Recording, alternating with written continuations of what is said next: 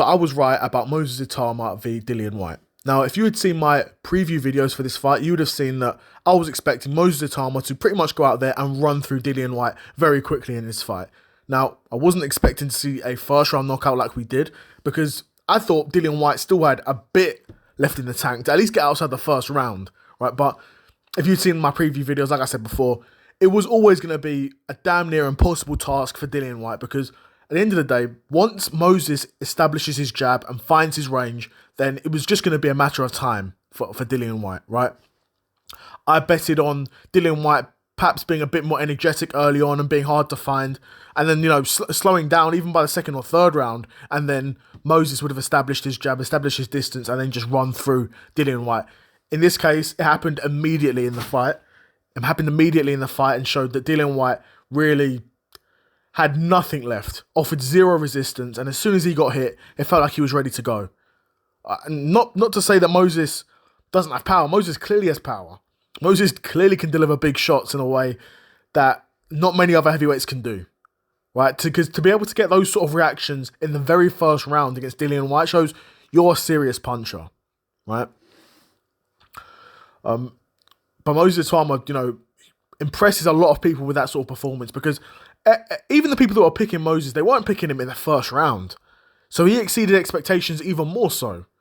A lot of people were saying, he's going to finish him probably early, probably inside the first 4, 5, 6 rounds. But no one was saying the first round, right? But I do think Dillian Whyte should call it a day.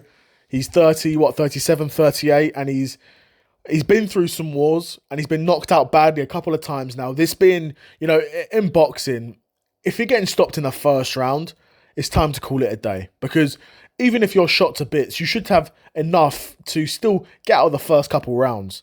Almost of muscle memory entirely at that point. You've got enough to get outside the first couple rounds, but Dillian Whyte got absolutely ran through like a truck. Like a fox. A fox is in the motorway and a truck's just ran straight through it, right? No resistance. Didn't even notice to hit the fox. Right? Didn't even notice to hit the fox, but ran straight through it, right? So, like I said, I think that should be it for Dillian Whyte. Like I said before, it was a crazy decision for Dillian Whyte to accept this fight.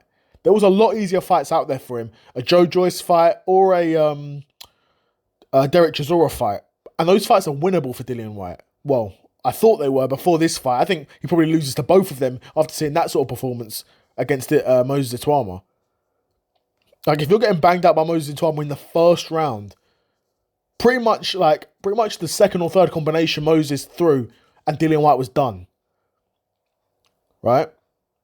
So if you can't take that from Moses, I struggle to see you beating over 12 rounds the likes of Joe Joyce or Derek Chisora, if I'm being honest.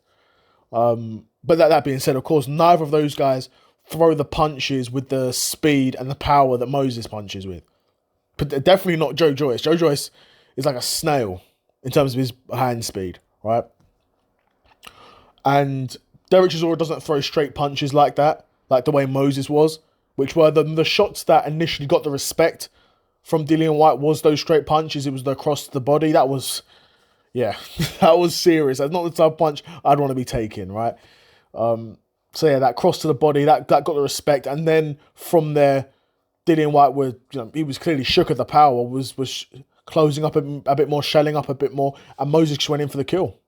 Didn't rush his work, but put his punches together nicely, and before you know it, he landed the big knockout punch, and that was it for Dillian Whyte, right?